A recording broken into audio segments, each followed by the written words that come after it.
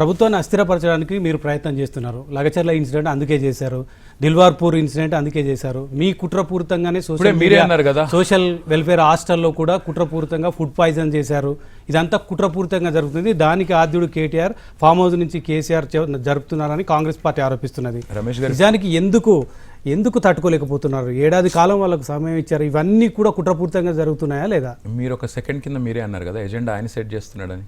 మరి ఇప్పుడు మళ్ళీ మీరే అంటున్నారు ఎజెండా మేము సెట్ చేస్తున్నామని. మేము ఎక్కడ చేస్తున్నాము? లగచర్లలో జరిగిన దానికి మాకేం సంబంధం? అది కొడంగల్ రైతులకి రేవంత్ రెడ్డి కుటుంబానికి మధ్యన పంచాయతీ. 9 నెలల నుంచి వాళ్ళు ధర్నాలు చేస్తుంటే ఈ సన్నాసులు పట్టించుకోలేదు. అధికారులు పోతే నిరసన చెప్పారు. మాకేం సంబంధం? దిలావర్పూర్లో అక్కడ కూడా 5-6 నెలల నుంచి గొడవ చేస్తున్నారు, పట్టించుకోలేదు. ప్రభుత్వం మూటలు మోసే పనిలో బిజీగా ఉంది, బ్యాగులు పంపే పనిలో బిజీగా ఉంది. పట్టించుకోకపోతే ప్రజలు తిరగబడ్డారు, రోడ్ ఎక్కారు. మాకేం సంబంధం? గురుకుల పాఠశాలలు అద్భుతంగా 1000 గురుకుల పాఠశాలలు కేసీఆర్ గారు పెడితే కనీసం ఆ పిల్లలకు బువ్వ కూడా పెట్టలేని దుర్మార్గ పరిస్థితిలో వీళ్ళున్నారు. ఎందుకు? ఆ మెస్ కాంట్రాక్టర్లకు బిల్లులు ఇస్తలేరు. అది మా తప్ప? మేము గవర్నమెంట్లో ఉన్నామా? ప్రభుత్వాన్ని నడపరాక ముఖం బాగాలేక అద్దం బలగొట్టినట్టు ఏం దరిద్రం ఇది నాకు అర్థం కాదు. ఆఖరికి మిషన్ భగీరథ మంచి లీయలేని పరిస్థితి.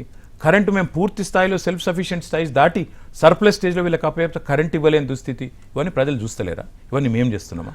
నేనేమంటా బ్రదర్, ఎజెండా సెట్టింగ్ ఆయనే చేస్తున్నట్టే కదా మీరు. మరి ఇవన్నీ మళ్ళీ మాకెట్లా వస్తుంది? ఈ క్రెడిట్ అంత రాదు కదా. కానీ మీరు ప్రభుత్వాన్ని అస్థిరపరిచే ప్రయత్నం చేస్తారు. ఉద్యోగ నియామకాలకు సంబంధించిన ప్రక్రియ మొదలు పెట్టగానే అశోక్ నగర్లో గ్రూప్ 1 ఉద్యోగులు రోడ్డెక్కుతారు. అదేవిధంగా తెలంగాణ తల్లికి సంబంధించిన అంశం రాగానే మీరు ఇంకొక దగ్గర తెలంగాణ తల్లిని ఆవిష్కరిస్తారు. ఆయన కాంగ్రెస్ తల్లిని పెట్టి ఎంత సిల్లి పనులు చేసినా నేను మోహన్ బాబు గారు డైలాగ్ చెప్పాల్సి వస్తుంది. ఆశా వర్కర్లు బయటకు వస్తున్నారు, మీరు తెలంగాణ తల్లి విగ్రహం పెడుతున్నారు. తల్లికి చెల్లికి తేడా తెలియని సిల్లీ ఫెలో అని మోహన్ బాబు గారు సినిమాలో చెప్పారు. నాకు ఇప్పుడు ఆయనే గుర్తొస్తున్నాడు. ఎందుకంటే ఇవాళ అసలు కాంగ్రెస్ తల్లిని తెచ్చి ఒక తల్లిని మారుస్తాడండి ఎవడైనా? నాకు అర్థం కాదు. బుద్ధి జ్ఞానం ఉన్నాడు ఒకటి. రెండవది మళ్ళీ అడుగుతున్నా మిమ్మల్ని, ఎజెండా సెట్టింగ్ మేము చేయాల్సిన కర్మేంది? ప్రభుత్వాన్ని నడిపేటోడు చక్కగా ఉంటే ఎవడు ఏమన్నాడు నిన్ను హామీ? 6 నెలల్లో 18,000 చేస్తా ఆశా వర్కర్లకు అని ఎవడు చెప్పమన్నాడు?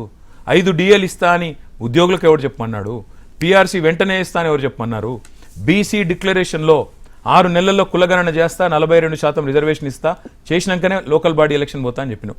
చెప్పు, ధైర్యం ఉంటే ముందుకొచ్చి 42% రిజర్వేషన్ స్థానిక సంస్థల్లో ఇచ్చినాకనే ఎన్నికలకు పోతా అని చెప్పు.